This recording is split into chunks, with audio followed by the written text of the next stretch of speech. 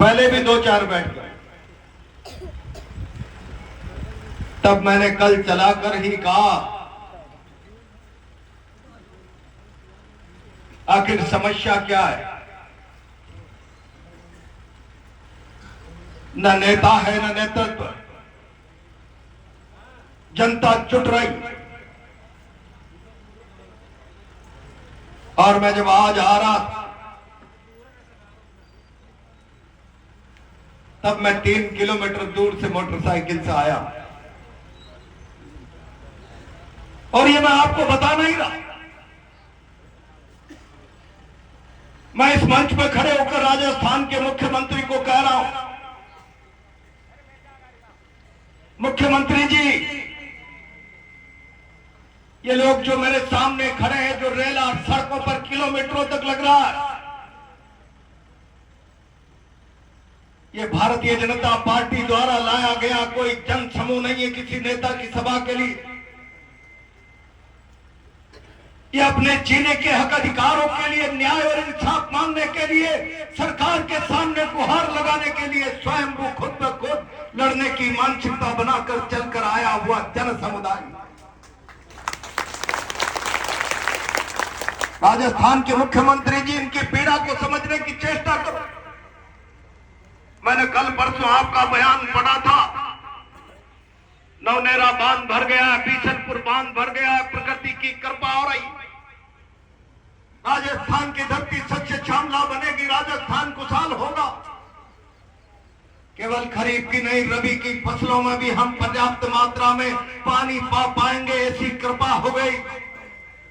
मुख्यमंत्री जी, आप भी जश्न मना रहे हो, राजस्थान की धरती उर्वरा सच्चा श्यामला बनने जा रही है। और 76 गांव का व्यक्ति अपनी से श्यामला उर्वरा धरती छीनने की चिंता में चिंताग्रस्त होकर सड़क पर बैठा हुआ।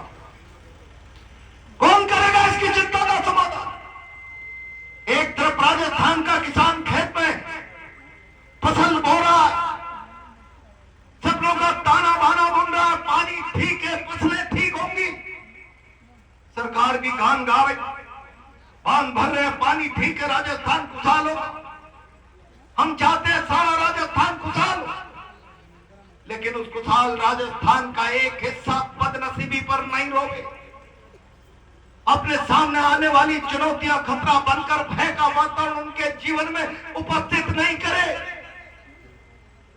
डोंगरी बांध भय का कारण बन गया। मैंने आज कुछ लोगों से बात की,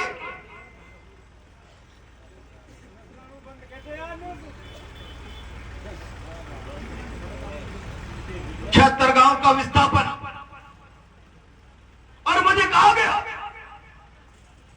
76 गांव का विस्थापन तो केवल डोंगरी बांध बंधने के लिए भ्राव क्षेत्र के कारण किया जाए, और इसके बाद जेट लेन पर दिल्ली बंबई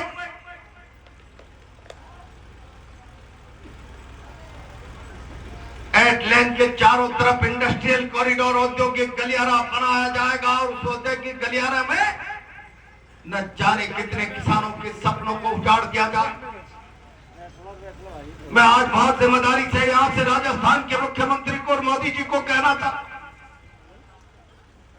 विकास के नाम पर किसी को अपने घर से, परिवार से, संपत्ति से, पशुधन से महरूम करना शासन को लगता है हम विकास के रास्ते पर आगे बढ़ रहे हैं। लेकिन जब किसी का मकान टूटता है, किसी का पशुधन गांव छूटता है, तब पुरखों की विरासत से उसका बंधन टूटता है। न जाने कितने सपने टूटते हैं, न जाने कितनी सुनहरी यादें, न जाने कितनी पीढ़ियां उसके परिवार की वृद्धि हुई है, वहां पर मंगल गीत गाए गए, वहां पर न जाने कितने लोग पैदा हुए हैं, किसी के हाथ मिले हुए हैं, वो सारी यादों का खून होता है मुख्यमंत्री। और ये चिंता आज की नहीं, विकास के नाम पर लोगों की जमीनें छीनने वाली सरकार से कहना चाहता, लोगों की कराहटों पर, लोगों की तकलीफों पर, लोगों की दुख भरी दास्तां के ऊपर तुम विकास की इमारत खड़ी करना चाहोगे, इनको दफन करके, इनके हक अधिकार को दफन करके उस पर विकास की इमारत खड़ी करना चाहोगे, विकास की इमारत नहीं होगी, ये विनाश की इमारत होगी। विनाश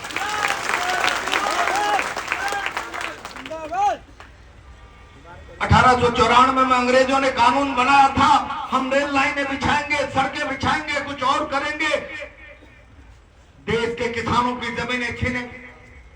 अंग्रेज थे छीन सकते, लेकिन राजस्थान में तो जब revenue, land revenue, forest act अंग्रेज लेकर आए तो शायद उनको पता नहीं होगा जल जंगल जमीन आदिवासी की है। मानगढ़ की धरती पर आदिवासी भील उमड़कर खड़ा हो गया गुरु गोविंद के नेतृत्व में।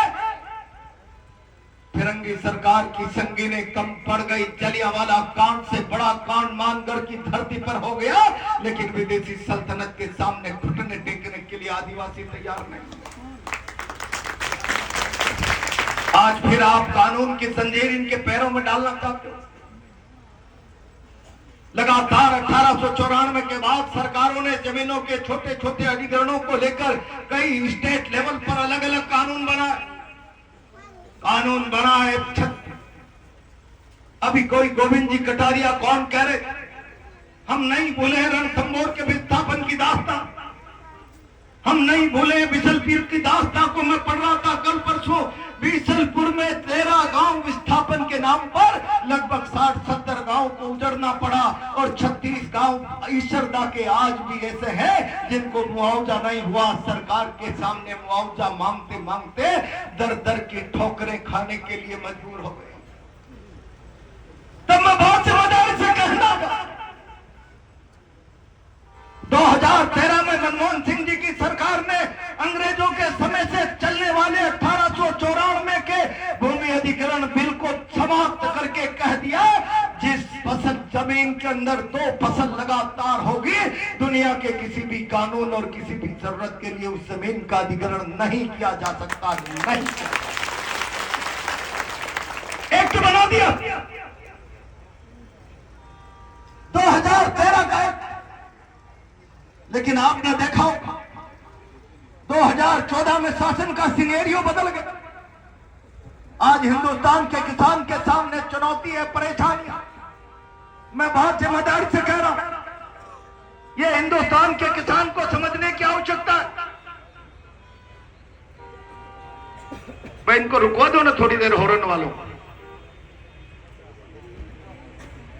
इनकी गाड़ियां बंद करा दो।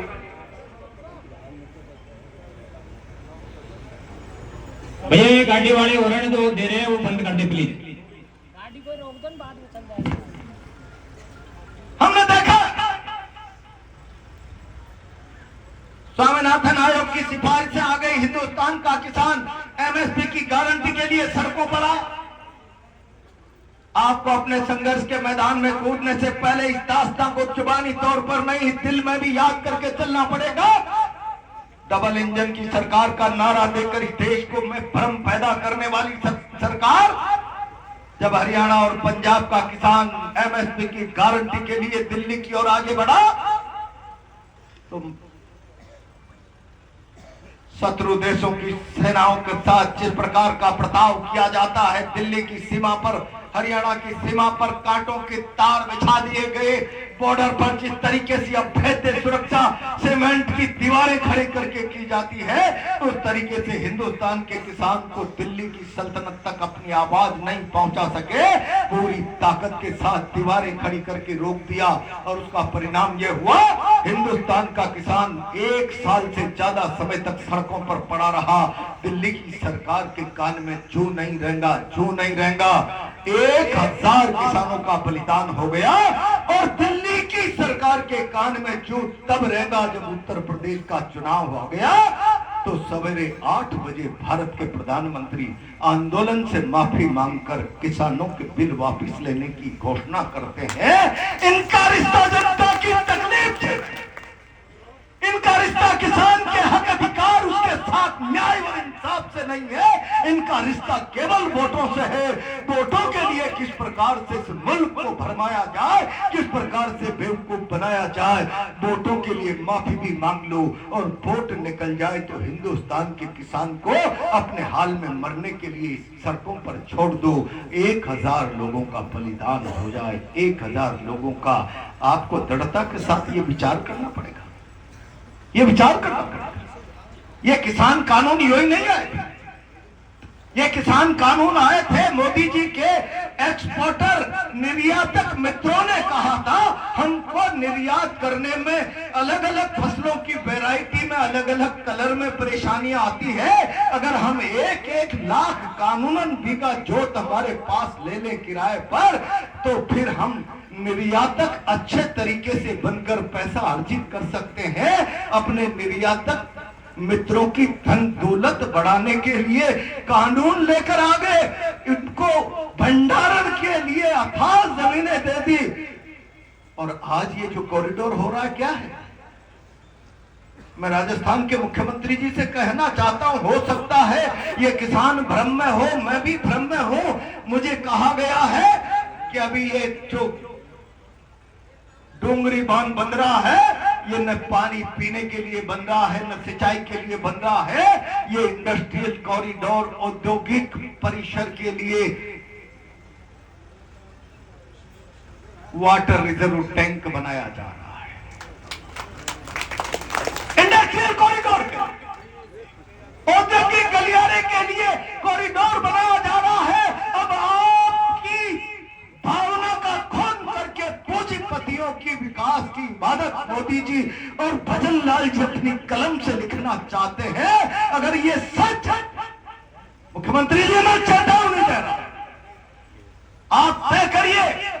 1 महीने से राजस्थान का डोंगरी क्षेत्र का किसान सड़कों पर बैठा है, चिल्ला रहा है, तुम इसकी अनदेखी किए जा रहे हो लगातार। अगर ये सच है तो बताइए, अगर इस बांध में से इलाके के लिए पीने और सिंचाई के पानी का प्रबंध नहीं और केवल धन्ना सेठों के औद्योगिक गलियारों के लिए ये है, तो मैं आज इस मंच से घोषणा करता हूं, मुख्यमंत्री जी बहुत सरकारों के सामने संघर्ष किया है, आप तो नाम मात्र की सरकार चला रहे हो। दूध का दूध, पानी का पानी, इनको बताइए वस्तु स्थिति, नहीं तो जरूरत पड़ी तो ईंट से ईंट आपकी बजा देंगी। ये मैं कहना क्या करना चाहते हो आप? 2-2, 4-4 गांव उजड़ते हैं, पीढ़ियों तक उजड़ने का दंश नहीं झेला जाता। 250-250 गांवों को आप यहां से विस्थापित करोगे और 250 गांव अपने पशुधन को लेकर इतना बड़ा कारोबार लेकर उनको जमीन जायदाद कहां दी जाएगी, कहां शिफ्ट होंगे? क्या आप इस इलाके में छपनिया अकाल लाना चाहते हो? जब छपनिया अकाल आया था तो अपने पशुधन को न चारा है न कुछ है न व्यवस्था है, तिलक लगा लगा कर पैर पूछ पूछ कर रो रो कर घर के मालिकों ने अब भगवान के हवाले तुझे कर रहे हैं। हमारे बस की बात नहीं है।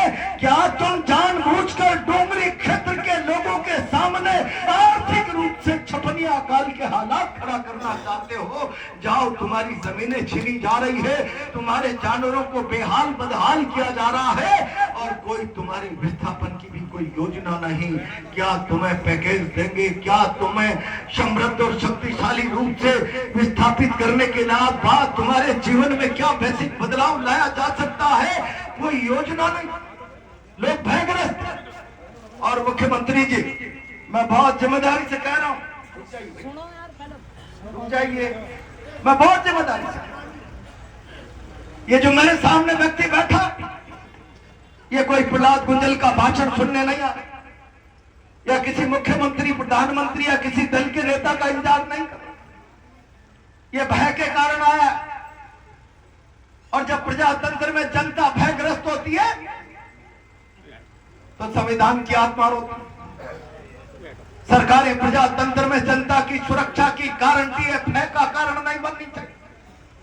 सरकार का एक एक कदम जनता में सुरक्षा का भाव पैदा करने के लिए, न्याय और इंसाफ के लिए होना चाहिए। उनमें भय पैदा करने के लिए, उनमें डर पैदा करने के लिए, अब मेरे भविष्य की पीढ़ियों का क्या होगा, आने वाला समय मेरे लिए कितना तकलीफ और दुखदायी होगा, सरकार का ये विकास के नाम पर किया जाने वाला ढोंग मेरे जीवन में कितने अभिशाप लेकर आने वाला है, ये भय जब सरकार का लोगों के मन में बैठता है तो भारत के संविधान की आत्मा रोती है। संविधान कहता है by the people, for the people, of the people, जनता जनता के द्वारा, जनता के लिए, जनता की सरकार।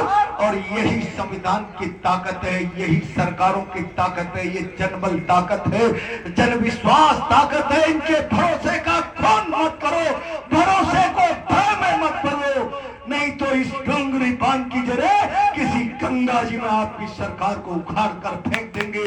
मैं ये कहना था। और इसीलिए मैं आज यहाँ जितने लोग बैठे, मैं कोई राजनीति करने नहीं आया। जब गरीब की कराहट कानों तक आती है तो आत्मा मचल जाती है। गरीब की दुख भरी बात कभी कानों तक आती है तो हृदय उद्वेलित हो जाता है। मैं कई दिनों से सुन रहा था, इसलिए चल कर आ गया हूं आपके बीच। और इसीलिए मैं आज आप लोगों को इस बात का ये भरोसा दे रहा हूं, अपने साथ न्याय और इंसाफ की लड़ाई को जारी रखें। मैं जानता हूं मैं आज कुछ बोलूंगा, कल भारतीय जनता पार्टी के लोग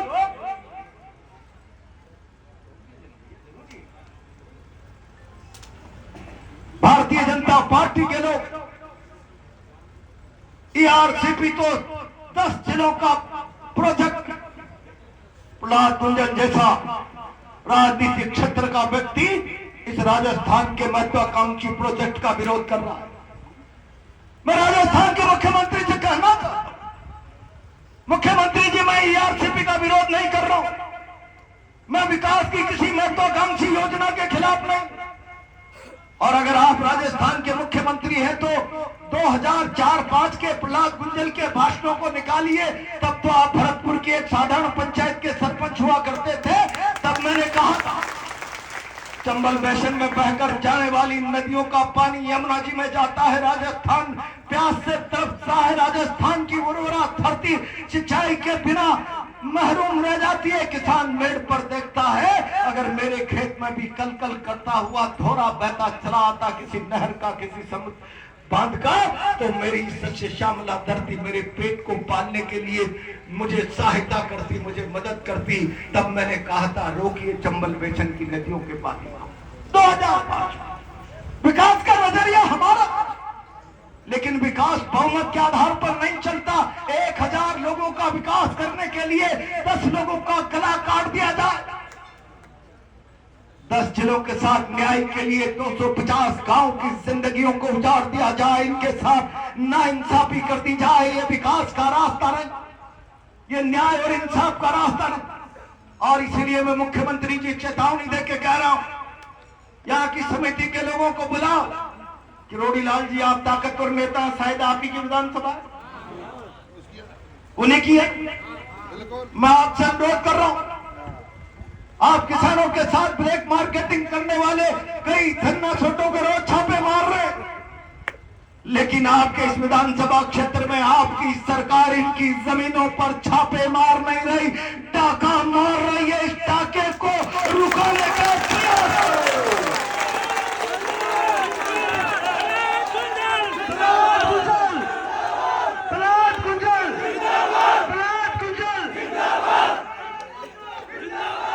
किरोड़ी लाल जी आपकी सरकार डाका डाल रही है, डोंगरी क्षेत्र के लोगों के भविष्य के सपनों के ताने पाने पर डाका डाल रही है। आइए मैं आपको निमंत्रण दे रहा हूं, आपको कह रहा हूं, एक सच्चे जनप्रतिनिधि होने का दायित्व निभाई और खड़े हो। मैंने राजनीति में आपको बड़ा भाई माना, आज आप और हम दोनों विरोध में, लेकिन मैं इस मंच से वचन दे रहा हूं, डोंगरी बांध की लड़ाई का झंडा पकड़ो, प्रहलाद कुंजल भुजा बनकर तुम्हारे साथ खड़ा रहे। जिंदाबाद। लेकिन आपकी सरकार डोंगरी बांध के किसानों के भविष्य के सपनों पर, तानों बानों पर, इसकी जिंदगी जमीन पर डाका डालती रहे। और किरोड़ी लाल जी जैसा समृद्ध शक्तिशाली नेता अपनी चश्मा के नंबर बदलकर चुपचाप बैठा रहे। भविष्य आपको भी अपराध अपनी डायरी में लिख देगा, गुनाह के रूप में आपकी चुप्पी को लिख देगा।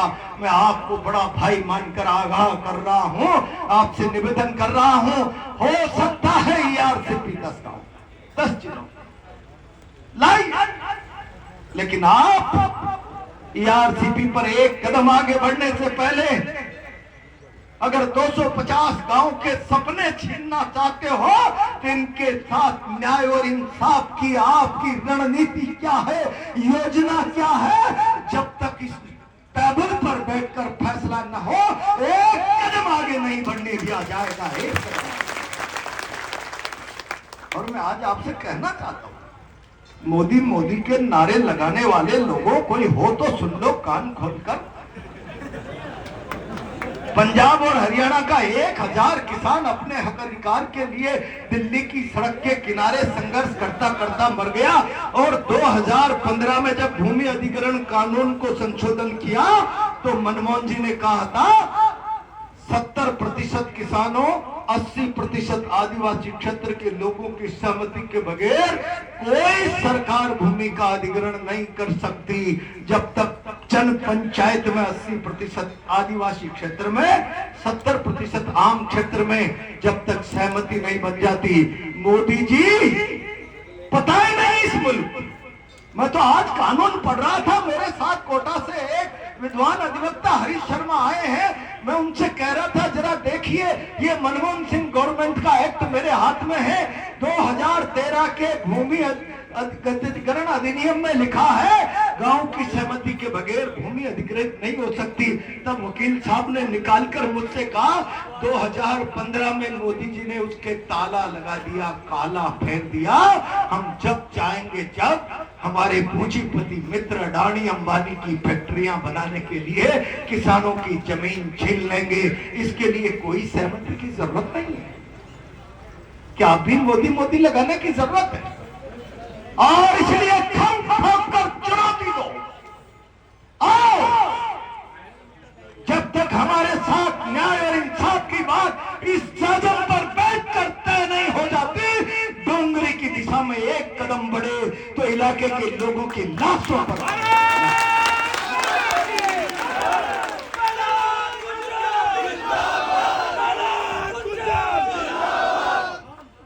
और सच मानना मुख्यमंत्री जी, किरोड़ी लाल जी, आइए लोगों के बीच में। क्या है आपका विकास का महत्वाकांक्षी एजेंडा, सपना, और उसके बदले में विकल्प क्या है बताइए। और अगर मोदी जी के केवल औद्योगिक घरानों को समृद्ध शक्तिशाली बनाने के लिए उनके विकास की इमारत की बुनियाद में मेरे किसानों की सपनों की हत्या है, केवल और केवल इंडस्ट्रियल गलिया, औद्योगिक गलियारे, इंडस्ट्रियल कॉरिडोर के लिए रिजर्व वाटर टैंक बन रहा है, तो मैं आज इस मंच से कह रहा हूं, मेरी पार्टी से मैं परमिशन लूंगा और आपकी लड़ाई में कंधे से कंधा मिलाकर आपके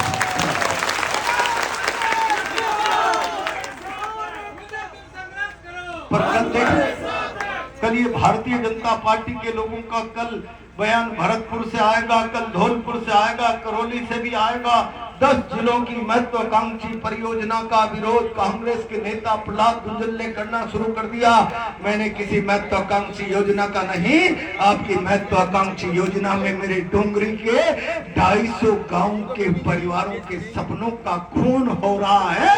उसके साथ न्याय की बात की है, उसके साथ इंसाफ की बात कर रहा है।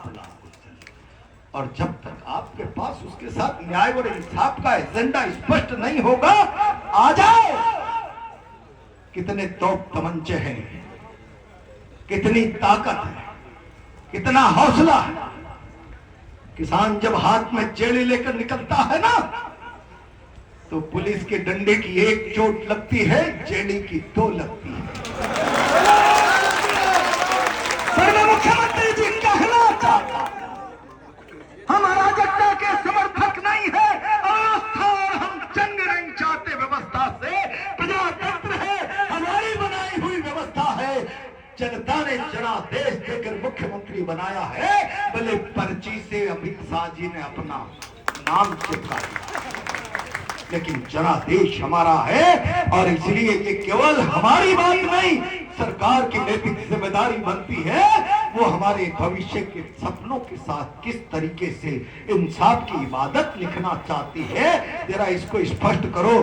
कुछ 2-4 दिन में, आज मैं आया हूं तो हलचल तो हो, नहीं हुई तो फिर आगे देखेंगे, आगे बढ़ेंगे। और हलचल हो तो आदरणीय किरोड़ी लाल जी जरा बताइए आप क्या क्या योजना है, उसके बदले में क्या है। यहाँ पंचों के गले उतरेगी तो फिर बात मानेंगे, पंचों के गले इस जाजम पे नहीं उतरी तो फिर तो करो। और मुझे मेरी पार्टी में बात कर लेने दो भाई, मेरे को तो कूदना ही पड़ेगा।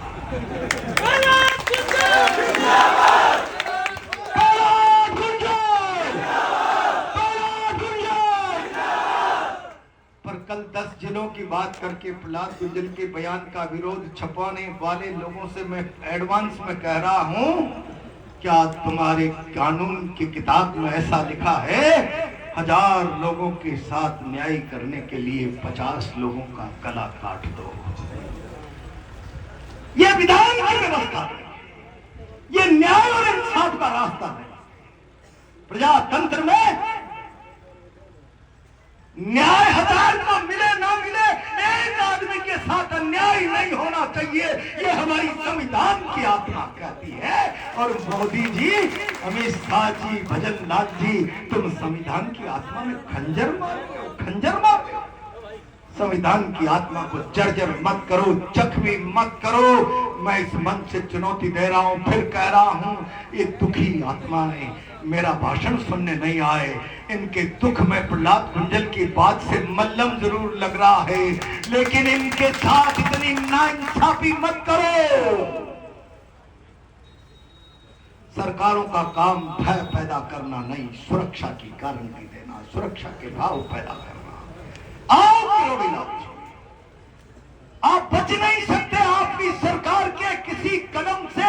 अगर इलाके के एक आदमी में भी भय पैदा होता है तो सरकार का भय मंत्रिमंडल का पूरा जिम्मा है। आप बताओ अगर डोंगरी में क्या कर रहे हैं, भय में रखना चाहते हैं या सुरक्षा देना चाहते हैं। यहाँ का बैठा हुआ गरीब किसान जिसकी यहाँ पीढ़ियां बदल गई, न जाने कितने वर्षों से सच्चे श्यामला अरोड़ा धरती जिसने इसकी 50 पीढ़ियों को पाला है, इसके कई सपनों के दाने पाने पूरे किए, बेटी का ब्याह हुआ है, बेटियों का ब्याह हुआ है, न जाने कितने सपने इसी उर्वरक का माँ धरती ने पूरे किए हैं सपने।